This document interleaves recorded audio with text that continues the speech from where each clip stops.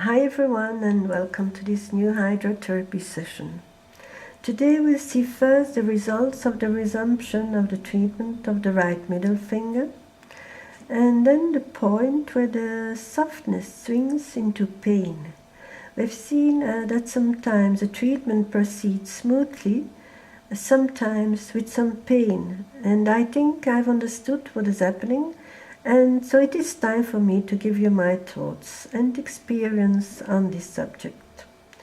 For people who are waiting for the video on nutrition, I want you to know it is under development. But I am obliged to make a video first on the treatment of obesity by Kneipp. This video will follow immediately this one, and watching it you will understand why I wait a little before doing the one on the food. Okay, here are the results. As you know, the right middle finger has already been treated almost a year ago in video 8. At the time I tried to remove already the bulk, and we saw these pictures. This one was a starting picture, and this one was one of the results.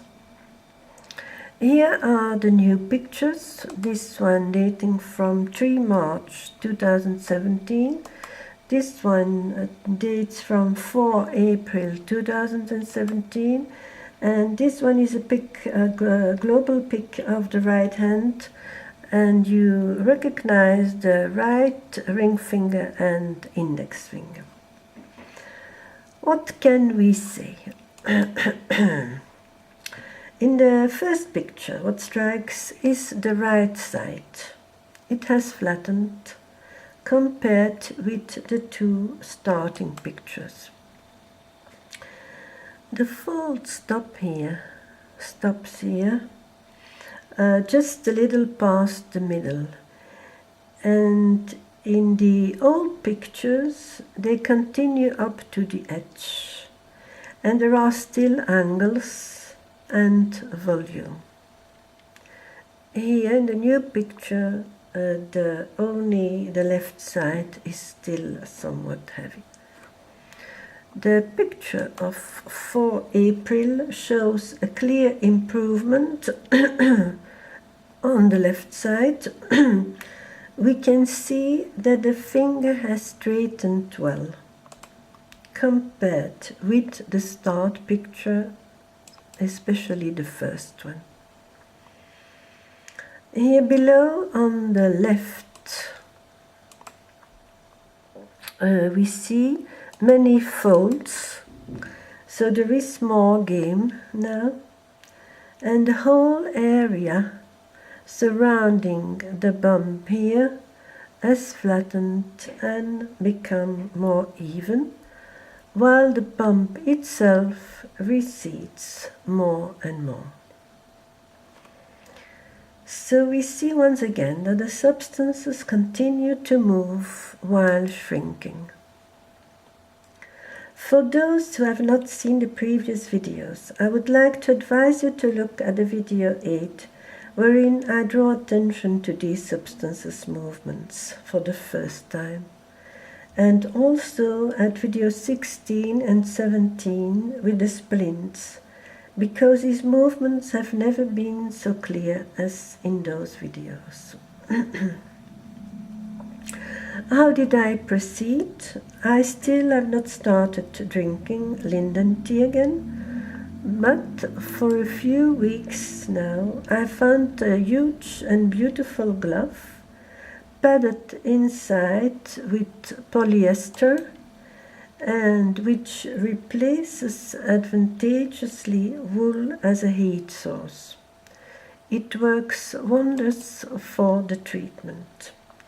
I put the hand into the glove and then hold it under the arm, between sweaters. Whether it's hot or cold outside, it doesn't matter anymore. We are safe and we are in exhalation. I recall you this important notion with Kneipp. I explained it already several times, and I'll go back to it in the second part of this video. For those who do not know, please see the video from the left index finger to the hidden idea behind the poultices. Because me using this glove, I don't put absorbent paper anymore, as shown in video 2. Instead, I put the sock directly over the tea bag with the oat straw, and which acts now as the main absorbent layer, and I surround it with the glove. This way I save space, because the finger cannot enter into a finger of the glove. It remains here in the middle of the glove. I never felt pain.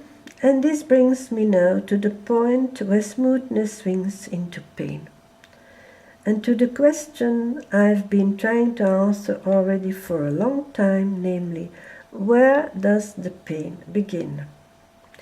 I think the explanation is simply the following. As long as one remains in the exhalation, there is no pain. It goes smoothly.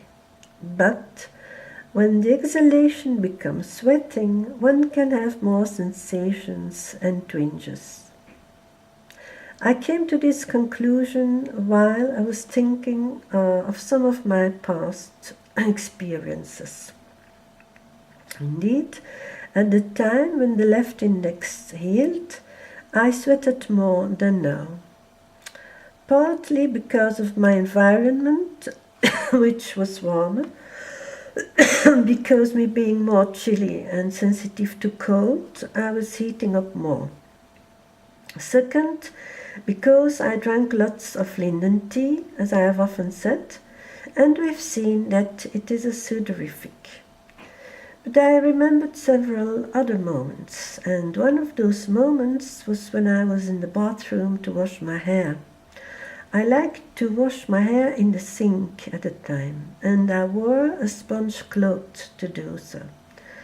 In addition, I put the fingers underneath the hot and cold water alternately to bring the water to good temperature.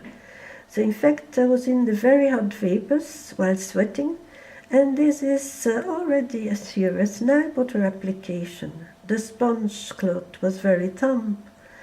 Well, and there I had those twinges that I've so often spoken of in the index finger. To summarize, it seems to me that one can very quickly pass from exhalation to sweating. For example, by drinking hot beverages, or by touching some materials that cause sweating, such as the metal of a guitar string, like in the video on the left index finger. But also, for example, aluminum, like in the splints in video 16 and 17, a material similar to the metal of a guitar string. I think also of plastic, like the plastic of plasticized magazines. So I simply wanted to draw your attention upon this. It lets you adapt the treatment even more to your own nature. You can choose to go slowly and gently or faster, but at the risk of some twinges and a bit of pain. And that's it for today. Thank you so much for listening. Until the next video. Bye bye.